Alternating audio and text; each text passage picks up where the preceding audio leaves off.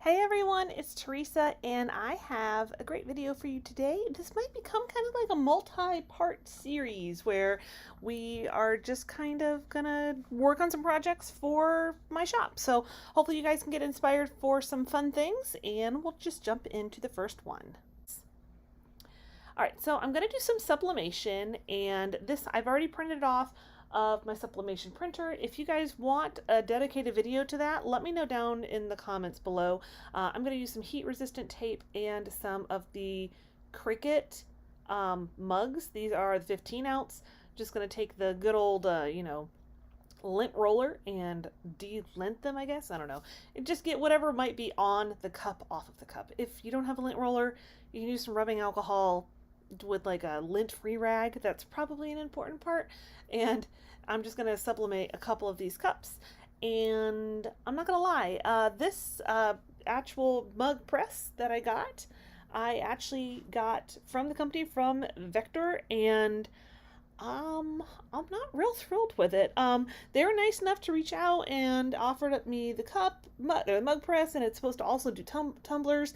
And I was like, well, I have the mugs. I'm gonna do the mugs. So I set the time already. I set the temperature. It's set at, I think, 365 degrees for 200 and something seconds. It's actually let's see, it's on the paper right in front of me, 260 seconds. And I set all the stuff right there based on what it has on the sheet. And this is the first mug that I pressed with it. This sucker is like, you have to use some force to get it to collapse, to close, you know? So I know that it's tight enough. So put on my heat resistant gloves, and I'm gonna let it cool for just a second, basically long enough for me to get another glove because I only had one right there. I'm gonna put it on something that's not gonna burn up my surface that I like to craft on, and then I'm gonna peel away all of this stuff. I peel it when it's hot. I guess it does. I don't think it really matters. I've peeled it both ways, but this I get is the temperature that, you know, like, this is what I got the first time around, and I was like, well, maybe, I don't know, maybe something's weird this first time, and so I'm gonna do another one. It's not super impressive, I'll be really honest. Unless this is the look you're going for. If you're looking for this way more muted look, then it's good for that, if that's your thing. And then I'm gonna do my second one. You can see here I'm getting my gloves on. Those did come with the machine, and I'm gonna open that guy up. Like I said, it was closed. And then I'm gonna peel this one off as well, and it's better. I actually tried to let the machine heat up for a few minutes beforehand. Like the first time around, I let it get to temperature and then put the mug in.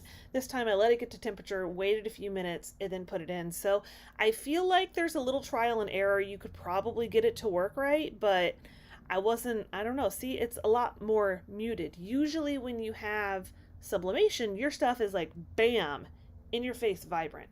This was not bam, in your face vibrant. This was more muted too, which is cool if that's what you want. That's not what I wanted though. So I was a little disappointed. Here they are next to each other. Like I said, it's just not really what I'm thinking it's supposed to be. So I don't know, trial and error or whatnot.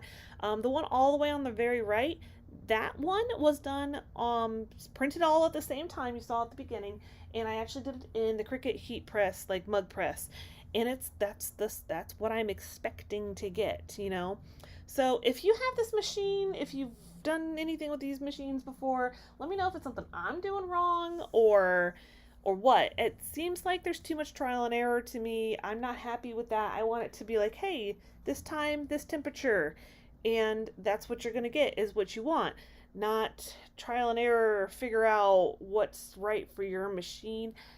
I don't know, that's not the way I craft. I needed to tell me what the right stuff is. I'm gonna start off with this piece of wood. It was actually something I got, I don't know if I should call it like an estate, I don't know. I got it from someone who was actually destashing some of their stuff, and it was a really cool shape. I'm sure it comes from some old piece of furniture.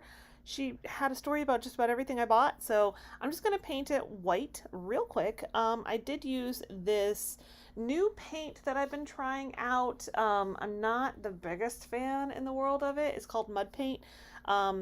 but I have it, so I'm going to use it, right? So it's got a smell. I think I'm ready just to go back to straight regular Waverly or maybe Rust-Oleum. I don't know. Anyways, if you guys have any great paint recommendations, let me know down in the comments.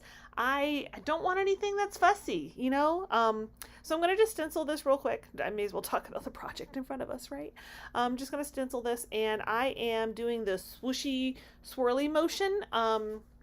It looks like I'm pouncing, but I am more or less doing kind of that swirly motion to do the stencil. That's my new favorite. I'm loving it. And then this is a stencil from Essential Stencil. I'll have some links down below if you want to check any of them out. And like I said, I really am liking this particular technique. I thought I was going to get like bleed through and everything all over the place, and I didn't. I'm really happy with it. But yeah, I definitely don't really necessarily recommend this paint. And I got it at a pretty decent price because I was able to buy it as not a consignment. Oh my goodness. I was able to buy it for wholesale, and still not a big fan of it. But yeah, I want like a not fussy paint. Like I want to be able to dip my brush in it. I want to not worry about it growing stuff. Like I've been using some more clay-based paints, and I've been having all kinds of problems. So if you guys have a paint recommendation that isn't fussy, that doesn't need like you to be cautious about how you use it or whatever, let me know down in the comments. I'd love to hear your suggestions. But yeah, so this is my new kind of favorite technique to use these stencils. I am lately been trying to fill up some stuff at my shop that I sell at. And well, it's not my shop. I actually sell on kind of on a commission basis. So like if I sell, they get a certain percentage, I get a certain percentage. It's great because it's super easy. I don't have to worry if I don't have stuff there. I'm not losing money. I'm not paying to have stuff there. It's great. So here's the peel, and they're in the like one little spot that I messed up on, and that's really just because I got a little crazy. Cleaned up super easy though. Here's the finished one. I just have to add the hardware on the back to make it a sign.